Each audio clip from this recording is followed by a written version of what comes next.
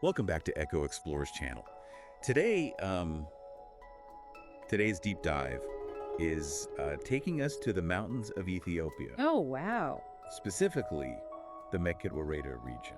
Okay. And we're going to be hearing directly from the people who live there, grappling with change Yeah. on a scale that's hard to imagine. It's a part of the world that I think often gets overlooked. Right. But these voices offer incredible insight into the challenges and opportunities facing mountain communities, not only in Ethiopia, but globally. Right. And we're going to be focusing on oral testimonies Yeah. gathered by the Panos Institute and SOS Sahel Ethiopia. Great sources. They offers a really unique window into the daily lives of these individuals. Absolutely. Before we jump in, though, Okay. I want to just take a moment to acknowledge the incredible generosity of the people of Make It Yeah. for sharing their stories. It's really a gift that allows us to understand this region on a human level. Their willingness to open up about their struggles and hopes and dreams allows us to connect with them on a deeper level, moving beyond statistics and reports. Absolutely. To the heart of their experiences. So let's paint a picture of Mekelle for our listeners. Okay. What's the backdrop for these stories? Okay, so imagine a high-altitude plateau Okay. carved by the dramatic Tekes River Gorge. Wow. Stunningly beautiful. Okay. But life here isn't easy. Right. We're talking about a region where over 80% of Ethiopia's population relies on mountain farming. Oh, wow. And as you can imagine, land degradation is a massive issue. Yeah, I'm already seeing that theme Yeah. emerge from these testimonies. Right. Declining land productivity seems to be like a top concern. It comes up again and again. Yeah. For example, Azenu, a 45-year-old woman, Okay. describes her village Mekelle as a place once known for its abundance. Wow. People used to envy its fertile land and plentiful water. So like a real paradise lost. Sadly, yes, now she talks about struggling with erosion, a growing population putting pressure on resources and unpredictable weather patterns. Wow. She vividly recalls a time when a single tree could provide an entire load of firewood. Okay. Now she says you could travel all day and not find enough for a single bundle. That image really drives home the reality of the situation. Yeah. It's not just an abstract concept. It's impacting their daily lives in a very real way. Exactly. And this sense of scarcity is echoed by other people, too. Okay. Yaragal, a 41-year-old father, goes so far as to say that any man who condemns his child to a life of farming is accursed. Wow. Think about that. The land, once the source of life and identity, Right. is now seen as a burden by some. That's heartbreaking, but it also speaks to a sense of desperation and urgency. Yeah. They're clearly looking for solutions, Yeah. for a way out of this predicament. What else are they saying? What are some of the other themes? Well, food insecurity is a major concern. Okay. Many people talk about having to sell their livestock Oh, wow. just to buy basic food. They describe a period of intense hardship between June and September, Yeah. even calling it a time of misery and death. That's incredibly powerful and disturbing. It is. Are there any specific stories that stand out to you? Yes. Azenu's testimony in particular highlights this issue. Okay. She points out that Mekelle, which was once a breadbasket for the region, Right. is now reliant on food brought in from elsewhere. Wow. This shift from abundance to dependence Yeah. is a stark reminder of the impact of these challenges. It seems like the combination of declining land productivity Right? and food insecurity is creating this vicious cycle. It certainly is. Yeah. And it's not just the physical environment that's changing. Right. We also see evidence of a social and cultural shift happening in Mekelle. You're right. There's a sense that traditional ways of life are eroding.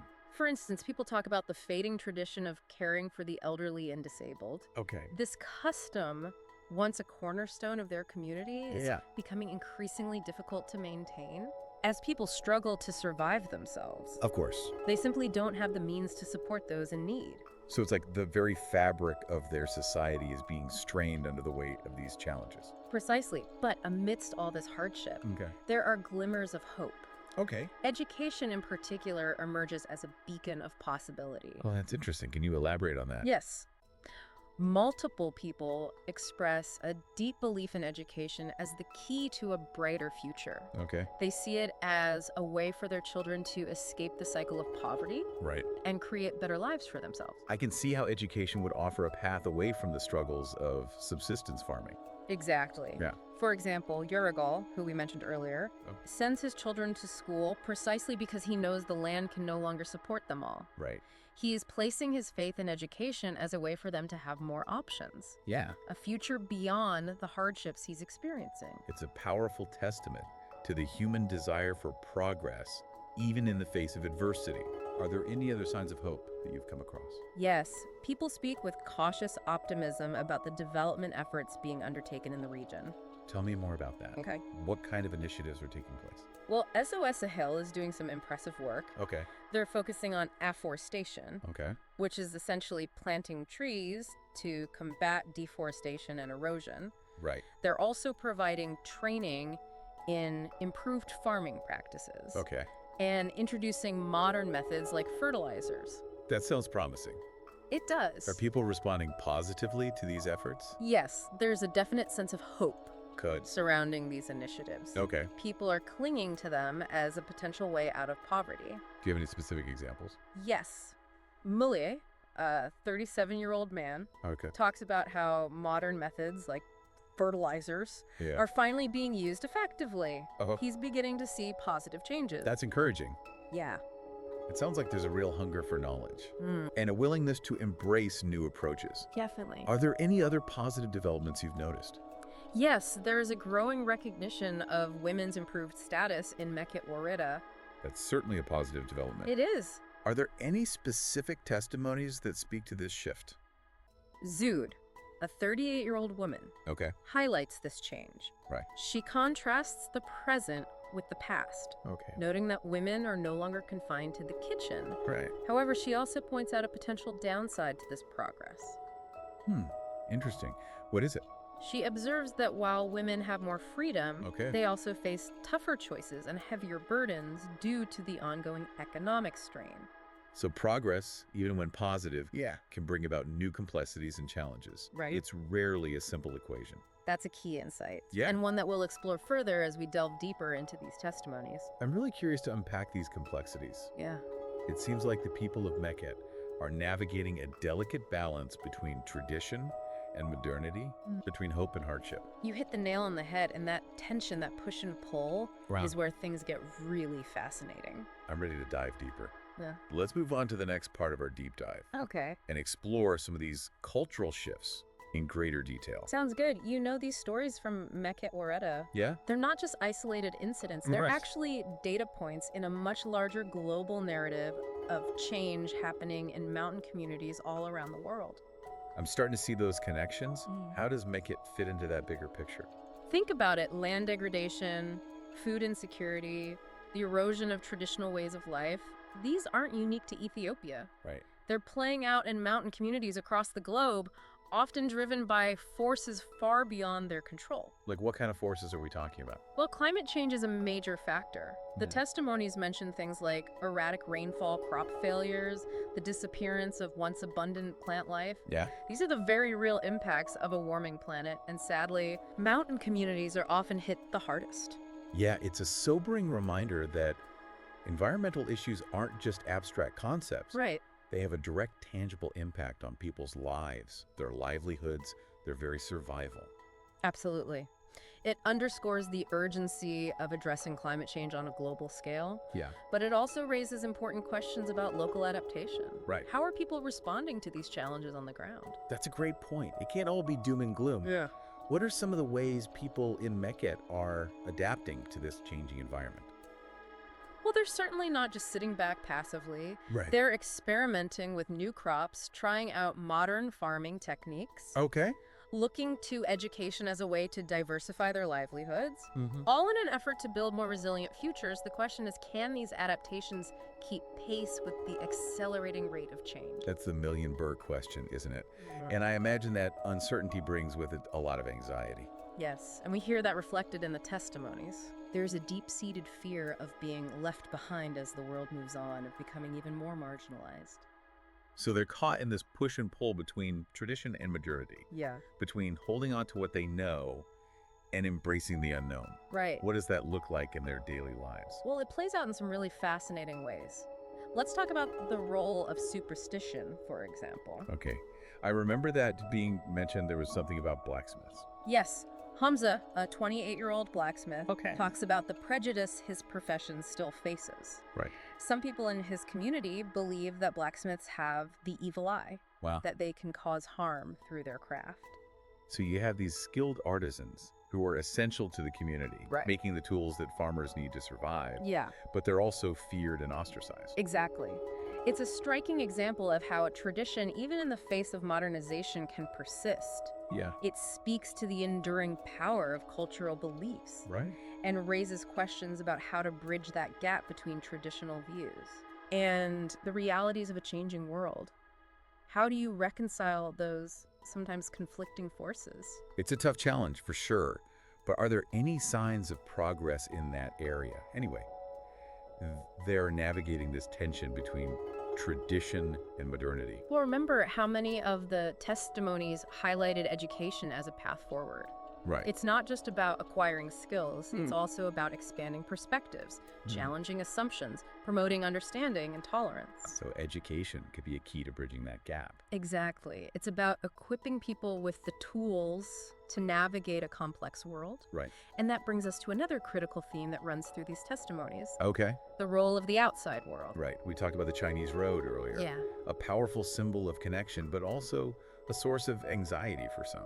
It's fascinating to see how their perspective on this is so nuanced. Yeah. On one hand, there's a recognition that they need help, Right. that they can't solve these problems alone. Yeah. They welcome support from development agencies like SOS Sahel and see the potential benefits of new technologies and ideas from the outside. But there's also a sense of caution, right? Absolutely. There's awareness about being exploited, about losing their autonomy, about having solutions imposed on them that don't align with their values or needs. So how do we strike that balance?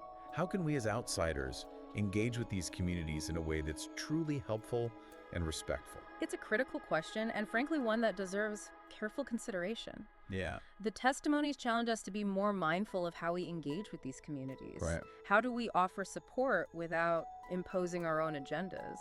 How do we ensure that development is truly participatory and benefits the people it's intended to help? Those are huge questions, and I appreciate how these testimonies are prompting us to ask them. Yeah, It's a reminder that development isn't just about providing resources. right. It's about building relationships, understanding complexities, respecting different perspectives. Right. And it's about amplifying the voices that are so often silenced. Right. These stories, these insights, they need to be heard. I completely agree. As we move into the final part of our deep dive, Okay. I'm thinking about what we can learn from these voices from the Ethiopian highlands. Yeah.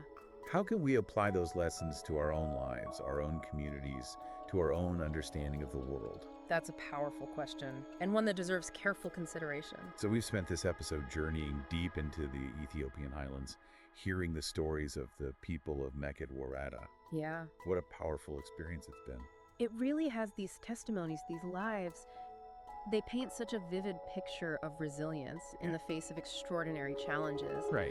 And what strikes me is that these stories are not just about Meket or even just about Ethiopia. Right. They offer insights that resonate far beyond those borders. I see what you mean. While these are very specific experiences, the themes they touch upon are universal. Exactly. The challenges they face, from land degradation to food insecurity to the pressures of modernization, Yeah. are echoed in mountain communities all over the world. Right. Think of global issues with local impacts. I like those satellite images that zoom out to reveal the interconnectedness of everything. Yeah. You start with a single point and suddenly you see the whole planet.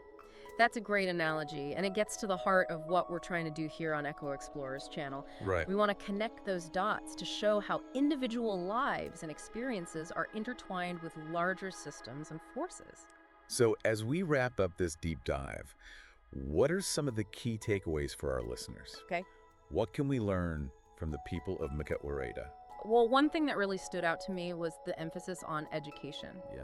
It's not just about acquiring knowledge or skills, it's about empowerment. Yeah. It's about giving people the tools to adapt, to innovate, to advocate for their own needs, Right. and shape their own futures. That reminds me of Yerigol, the father who sent his children to school because the land could no longer support them all.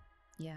He understood this intuitively. He saw education as a path to a wider world, a chance to break the cycle of poverty, a way to equip his children with the skills and knowledge they'd need to face a future full of uncertainties. And Z's testimony about the double-edged sword of women's progress also comes to mind. Right. Her story highlighted the importance of education that fosters critical thinking. Right. It's not just about opportunity, it's about understanding the complexities of change Yeah. and being able to navigate those complexities effectively. So education is a powerful tool for individual empowerment. But what about the role of the outside world? Right. How can we as individuals or organizations engage with communities like Mucket in a way that's truly helpful and sustainable? The testimonies highlight the need for development efforts to be truly participatory. Yeah. It's not about imposing solutions from the outside, it's about listening to the people on the ground, Right. understanding their needs and supporting their own initiatives. It seems like organizations like SOS Sahel are on the right track with their approach. Yeah. They're working to strengthen local institutions, provide training in sustainable farming practices, and promote community-based development. Exactly. It's about fostering a sense of ownership and agency. It's about empowering communities to become the architects of their own future. But we also have to remember the issue of isolation. Right. Billy Blacksmith talked about his village lacking even basic communication tools, like a radio. Oh, wow. How do we bridge that gap and ensure that these communities aren't left behind? That's such an important point. We can't talk about empowerment without addressing access to information and resources. Right. Investing in infrastructure, promoting digital literacy, supporting local media outlets. These are all vital steps. So providing the tools and resources is important, but it sounds like it's just as important to approach these efforts with humility and respect. Absolutely. It's about partnership, not paternalism. It's about amplifying voices, not speaking for them. These testimonies from the Ethiopian highlands have truly been a call to action. They've challenged us to think critically about our role in a globalized world and to consider how we can contribute to a more just and sustainable future for everyone. I couldn't agree more. And as we conclude this deep dive, I'd like to leave our listeners with one final thought. In a world where we're increasingly disconnected from where our food comes from the people who produce it, and from the land that sustains us all. The stories from Mucket Wareda offer a powerful reminder of our shared humanity. They challenge us to reconnect, to listen, to learn, and to act. So keep exploring, keep questioning, keep seeking out diverse perspectives. Yes. And if you enjoyed this deep dive, don't forget to subscribe to Echo Explorer's channel and share it with anyone ready to embark on their own journey